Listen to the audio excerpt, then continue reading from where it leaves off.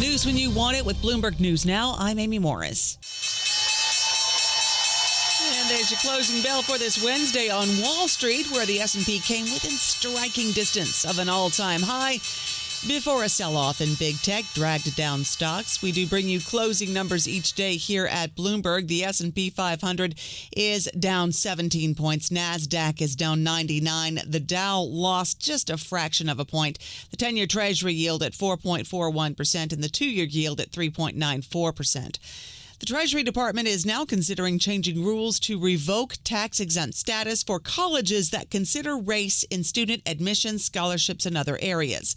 Now, these proposals would bar private, nonprofit schools from remaining tax-exempt if they favor any racial groups for financial assistance, loans, use of facilities, or any other programs.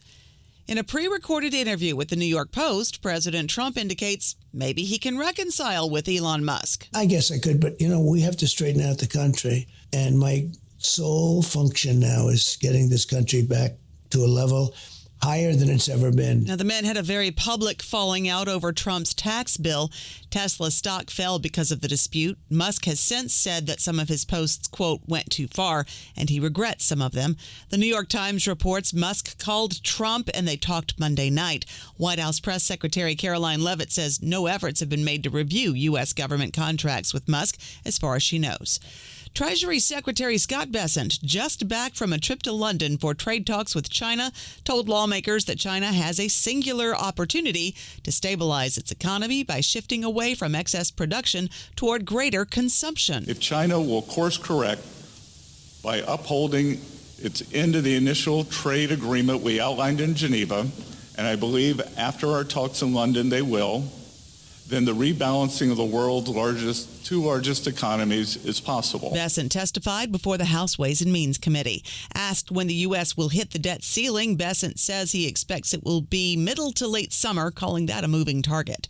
Secretary Bessent's name has come up as a contender to succeed Fed Chair Jay Powell. He was asked about that, too. Other than some congressional reporting, the best job in Washington. And I am happy to do what President Trump wants me to do. Bessent added he would like to stay at Treasury through 2029 to see through the president's agenda. President Trump has said he would name a successor soon to replace Jay Powell, whose term as Fed chair ends in May of 2026. Now, when it comes to trade with China, Commerce Secretary Howard Lutnick tells CNBC one basic part of the deal is why he believes it will stick. They've agreed to approve our licenses and deliver the magnets in exchange for their students coming to our universities, us not subpoenaing all their banks and going through all their banks' records to find every single thing all their banks did wrong. Commerce Secretary Howard Lutnick. Underlying U.S. inflation rose 0.1% in May, less than forecast, suggesting companies are holding back on passing higher tariff costs to consumers. The Trump administration is reducing embassy staff in Iraq, allowing military service members' families to leave the Middle East. This is in response to ongoing security concerns. Defense Secretary Pete Hegseth on Capitol Hill, this time testifying before the Senate Appropriations Committee.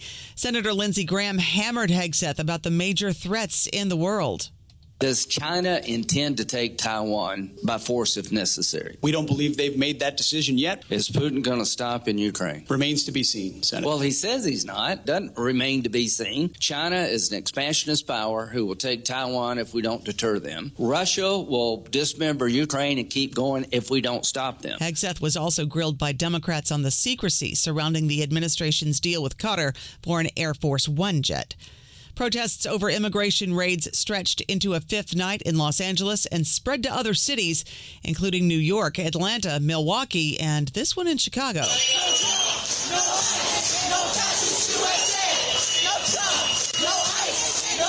California Governor Gavin Newsom accused President Trump of misusing his power by mobilizing troops in Los Angeles and warned other states to prepare for similar unrest. Democracy is under assault before our eyes. This moment we have feared has arrived.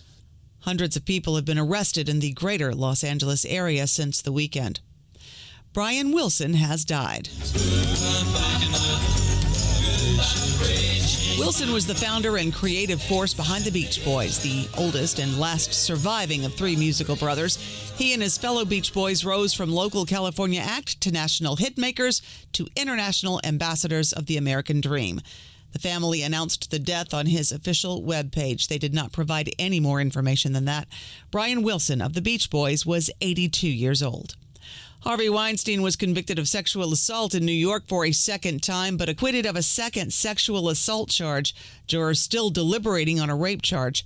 The 12-person Manhattan jury, 7 men and 5 women, returned the partial verdict after 5 days of deliberations. That's news when you want it with Bloomberg News Now. I'm Amy Morris. This is Bloomberg.